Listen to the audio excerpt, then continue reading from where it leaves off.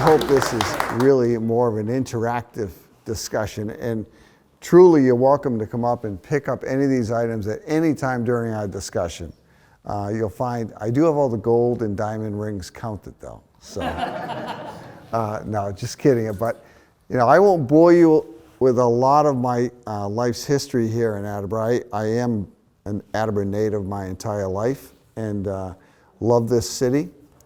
Went to school up in Waltham, Mass. At Brandeis University for 4 years, and with a sociology degree, which doesn't make much sense to be back in jewelry, but at the time I graduated in '73, I had no job and had just gotten married. Ironically, I had purchased an engagement ring for my wife from a little shop up in North Attleboro, a little white building just off the center of North Attleboro by a company called MOD, Mod. And later on, as I got a job at Balfour, and I'll come back to that story in a while. I'll tell you now. Come to find out, years later, in 1987, I buy this company from North Attleboro, which had grown quite a bit, with two former Balfour guys, Al Ainsworth and Tom Packer, who did a great job with this little company, Mod. It was making rings for the military bases and for junior high students throughout the country. And I bought the company from those same two gentlemen that I bought the engagement ring from. And I told them how they screwed me, So I said, it's not going to happen twice. But anyways, I worked at Balfour from 1973 to 1983 and probably entered at the lowest level you could enter into the company. I can't tell you how much appreciation and respect I have for that company and the people that I worked with, because they just embraced me and taught me everything about business that I knew nothing about with my sociology degree. They encouraged me to spend time in manufacturing, which I did. They encouraged me to work with the finance people, which I did, the marketing and sales people. And I slowly worked my way up through the organization till I finally ran two businesses, college ring sales and medical insignia, the sale of nursing pins. And at that point it's like running your own little business. You work with all these different groups. You develop your own budgets. You're responsible from a fiduciary standpoint for the profit levels of those businesses, and you're compensated based on that. And I was fascinated by it, fascinated by the idea of long-range strategic planning. And at that point, I started to see some changes occurring in Balfour, which I'm happy to talk about because many of you, I'm sure, have seen them in your lives as well. Certainly, Chris, we talked about that over at Robbins. And I decided I needed to go out of Balfour and take a job in a long-range planning position, which I did to get the knowledge I felt I needed to get to buy a business later on. I was with them for 4 years on Providence, Rhode Island, a company called A.J. Oster. They're part of what was known as Cooks in America, an English-based firm. And it was just delightful to work with them. They moved me around in all their different companies to help write their long-range strategic plans. And I learned about every company. And I participated in 2 acquisitions for them. And I said to myself, geez, I should be so lucky as to one day have a company that I could sell to these guys, the way they were buying companies at the time. And so I understood what they looked at for payments for companies, and left them after 4 years and bought Mod with my business partner, Bob Burble. Many of you may know Bob. He was the national sales manager for Balfour, so we were like a pretty good match for one another. We're very good friends.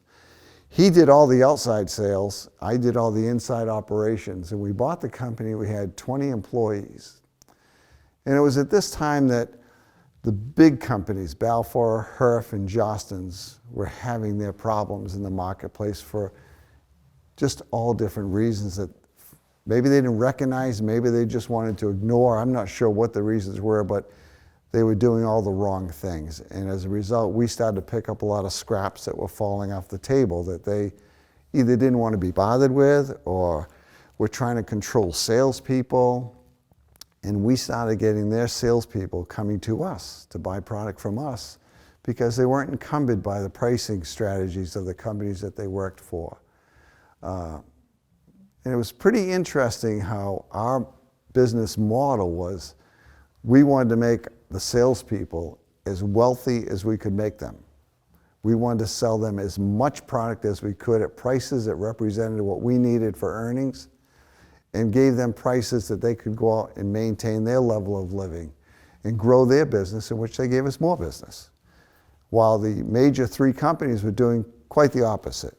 They were looking at their pro formas and saying, okay, we have this sales line up here, and then we have a line called commissions.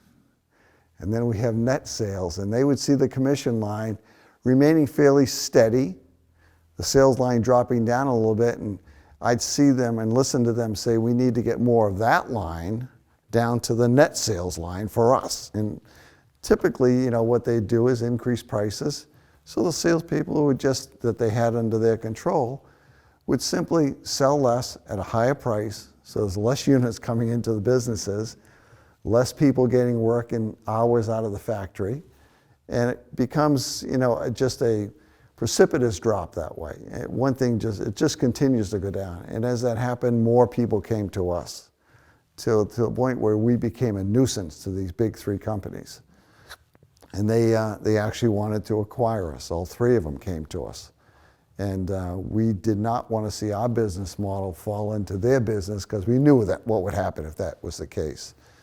And quite honestly, we wanted to protect the jobs we had. At this point, we'd gone from a company that had 20 employees when we bought it. And at this point, we had 124 employees. And we were doing $1 million in sales when we first bought the company, selling rings to the military and junior high students throughout the country. Well, Bob has these contacts. My partner had all these contacts throughout the country selling precious metal product, custom precious metal product. All of a sudden, he started reaching out to the salespeople. We started selling a lot of that business. We grew to $22 million fairly quickly. And now all the big guys were coming after us and wanting to buy the company. Our precious metal group from Attleboro here, Stern Leach, which I had a lot of friends at. At the time, they were a Cookson-based company, so I knew them very well. And my thought of what occurred 4 years prior, I said, wow, my little dream is coming true here. These guys are going to buy me. The company, I said, I should be so lucky as to have them buy me. So they did, and we stayed with them for 9 years. But that company eventually got sold off to Herff Jones because the Cookson it was an English-based company, wanted to, as good a company as I thought Masters was, it didn't even round the decimal point for them. It didn't. And they were all over the world with precious metals. So they said, we got to start, separating some companies. So Maud got sold to Herff Jones. And there's a lot of stories about that, but some of them are not so good. But we went down and worked for them for a while, and it wasn't it had to be sold, but they seemed like the most likely candidate to keep the people on, and they have kept them on. But I remember going there and making a sales and marketing presentation with my business partner, Bob Burbo. So we have all these manufacturing heads in this one room, and at this point there, probably 50 of them in the room. And we're talking about, we're going to get after this business now. We're going to have all your salespeople now in our business model. We're getting after this, and we're going to bring more business in. And all of a sudden, one of the directors of the company, a gentleman that had been with them for 50 years, said, why don't you sell what we can make? And I was kind of stopped in my tracks for a second. And I said, I have a novel idea. Why don't you make what the customer wants? And he said, well, we can't always make those things. I said, well, we need to learn to make them. I mean, unless we want to be stagnant and begin to fall back on our sales levels. Well, it never quite happened that way. But anyways, they have gone on to, I guess they'd say greener pastures. I don't necessarily agree with that, but a lot of the people that we brought into them are still there. They're just incredibly great employees. And as I say, looking back on my Balfour days, it may have been the best 10 years of my life. I learned more in those 10 years with those people. I'm not just talking about people in the organization, the senior part of it, the people on the bench, the people that go to work every day and make those products. Those are the people that just embraced me and just taught me what goes into that product. And honestly, it gives me chills every time I think of those people, because those are the people that are the backbone and were really the culture of that company for many years. So when we got into our own shop, we said we want to develop the culture that we had when we were at Balfour. I say I retired. My wife argues that point, but I started a small company after that, after we'd sold to Stern Leach, and I stayed with them for 9 years, to 2009. I started a small company called Masters Sales and Marketing, a play off the name of Masters of Design. Ironically, when I used to sell rings to people like, the San Antonio Spurs, we'd sell them all 5 of their championship rings. Every year they won, they came back to us. We'd sell the Lakers on their three-peat series, all those rings. And when we were in there making these wonderful gold-studded diamond rings for them, we're so excited. They'd say, geez, Mark, can you do me a favor? Opening night, we're going to need 36,000 T-shirts with a replica of the ring on the T-shirt. I said, we don't do T-shirts. I can't do that. I'm not going to. $3 T-shirt? I'm going to do that for you? No. And as crazy as it sounds, I didn't take the order. I said, I'm busy making these $15,000 rings, you know? Come to find out, when I go back into this business, I'm on the phone call, I'm saying, remember the guy that said he would make those T-shirts for you? I'd like to make those T-shirts for you now. So it comes around, what goes around comes around. And I learned a valuable lesson, a little late in life, but still a good lesson.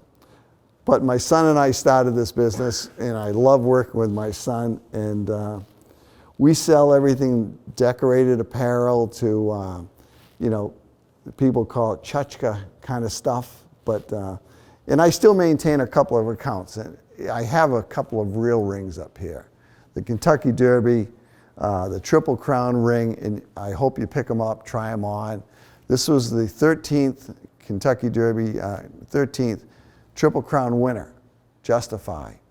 And we designed and made those for Churchill Downs at the time. So please, you can come up and pick up any of these. Great question. Churchill Downs would ask me that question, what are they worth? And I'd say, well, let's see. You can't buy a Kentucky Derby ring. You have to win a Kentucky Derby ring. So they're really priceless in that respect. I mean, I was telling Carlton a story a little earlier. We did the LA Laker rings, and the first year they won it. And I'll tell you some great stories about Shaquille O'Neal and Kobe, but like kids at Christmas. I mean, it amazes me someone that big could be that childish when they get a ring like this, but they are. But we did these rings, and we monitor eBay and the black market as to what's going on. People selling product and knockoff product, or people getting their rings and trying to sell them right away for high values because they hold auctions for them. We see on the eBay a Laker ring that we delivered just weeks earlier was on there. And the guy that put it on there so you could, all the rings had names on them. So he's got his name right on the side of the ring. He's a VP of finance. So I called the Lakers and I said, talked to my contact there, and I said, I got a ring that's being auctioned off right now at $27,000 on eBay for one of your people that we just delivered 3 weeks ago. And he said, who's it for? And I mentioned the name. He's the VP of finance. Well, the second year comes along, he says, I'll take care of it. Second year comes along, they win again. Everyone gets rings again. This guy, his name's not on the list, so I don't know whether he got fired or what happened, but you know, these rings, you'll see rings that on eBay, collectors' websites, things like that, that will go for, depending upon what the name is on the side of the ring. Obviously, this gentleman was just a VP of finance, but if that happened to be Shaquille or Kobe, or you know, people like that, they would probably sell for easily 50 or 60,000 anyways. Now, if you happen to get one where, like we did rings for Michael Jordan. Story about Michael, he won 6 championships, but every year he won a championship, he designed his own world championship ring. Now, we only did the last 3 rings for him, 4, 5, and 6, but he designed them and we just made them. And he'd give 86 rings out every Christmas of those rings. 43 men's, 43 ladies. He gave them to security people, he gave them to family. Every single year he won an NBA championship. Funny story about Shaquille O'Neal. When we went out to Staples Center to take the ring order, I'm walking and carrying all my boxes and, you know, the ordering stuff. And this car drives up next to me as I'm walking in like this, and drives up right next to me. And if I'm walking this way, the driver's side came up next to me. And the window comes down in the car. It's a Mercedes, and it had Superman symbols on the headlights. And so I look in, the window comes down, and there's no one sitting there. So I lean down like this, and all of a sudden the back window goes down. And there's Shaquille, special made Mercedes, with the seat goes all the way to the back seat. So I just stand like this, I look in, he says, "You the ring man?" I said, "I'm the ring man." So he has this, you know, the brown paper you used to see in restrooms, you dry your hands. He's got this brown paper crumbled up. He goes, here's my order. Gives me the order, open it up. There's 43 rings he wants to order on this brown crumbled up piece of washroom paper. So I said, "Well, Shaquille, you know, I know you're good for this. You know, I know you're good for this, but these all have to be prepaid for the people." I said, "I know you're good. I'm sorry to ask you for this," but he says, "No problem." Gets on the phone, calls his agent, cut a check to these guys for X amount of dollars, you know, to us. But he was really a real character. Like a little kid at Christmas when he got his ring. And he liked it, but you can't imagine how big his hands are. You just can't imagine how big. Someone was asking, anybody wear these rings? I said, "Well, that probably fit Shaquille." Because we gave him his ring, and he says, "Come here, I want to talk to you." So I go to the side with him, he says, puts his big arm around, and it comes right, his hand just kind of pulls you in, it's so big. And he says, "I like this ring," he says. "I like the ring you did for the team." He says, "But I want a big ring." So I said, "How big do you want it?" He says, "The biggest you've ever made." I says, "Okay." So we made a ring just for him. All the same design elements, but the people that we had in the factory, the people that we started with at Balfour, were just incredible craftsmen. So we told them the story. We said, "How are we going to do this? I mean, we'll say anything when we're in front of the client. You know, yeah, okay, we'll do it." We go back and say, "Okay, now how do we do this?" They say, "We'll split the heads, we'll open it up, we'll put a special platform on there, we'll put," I think at the time his number was 43, I think. We put 43 diamonds all the way around outside. So his ring was far different than anyone else's, but he loved it. He says, "Okay, I want 30 of these now." So, it's just crazy. it was, but it was all good, and that's kind of what I've been doing. I've only had 3 jobs in my life. I loved all 3 of them. They're all in jewelry, nothing of which I was ever trained for, but just learned to love by working with the people I worked with. And, I encourage you to, as I say, to look around at this and, ask any questions. I have lots of stories I could tell you, and I'm happy to do it, particularly when it gets to people like Shaquille, Little things people don't know about someone like Shaquille. I mean, sometimes when you see him on TV, they seem like they're so aloof, and so distant. And I'm sure they get that way by virtue of what people that interview him in the media and stuff like that. But every year, he would go out and buy $350,000 worth of toys for kids in the LA area. Wouldn't say a word about it. He'd buy them and have them distributed in the LA area. I remember talking to the trainer at the Lakers. Can't remember his name, escapes me right now. But he was telling us a story about Shaquille. There was a day of training. He taped Shaquille every time he went to play or in practice. And this one day he wasn't there. And Shaquille said, "Where's so-and-so?" And they said, I don't know where he is. He couldn't make it in today. Come to find out, his truck broke down on the way coming in, and he missed the taping session. So the next day, he comes in, Shaquille comes into the training room, and the trainer's sitting there waiting for him, and he said, "Where were you yesterday?" In a very stern voice.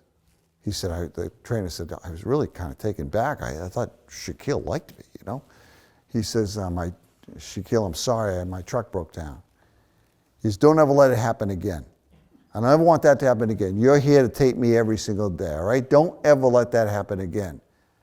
So he says, I won't, Shaquille. I'll make sure I get in." He says, "Well, I'm going to make sure you get in." Throws him a brand new set of keys for a brand new truck. It's in the parking lot. Make sure you never miss this again.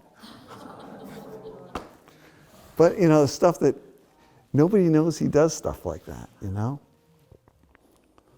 Then there are some people that aren't very nice. Can you tell us about that? I don't know. We would want. Yeah. There was a baseball player,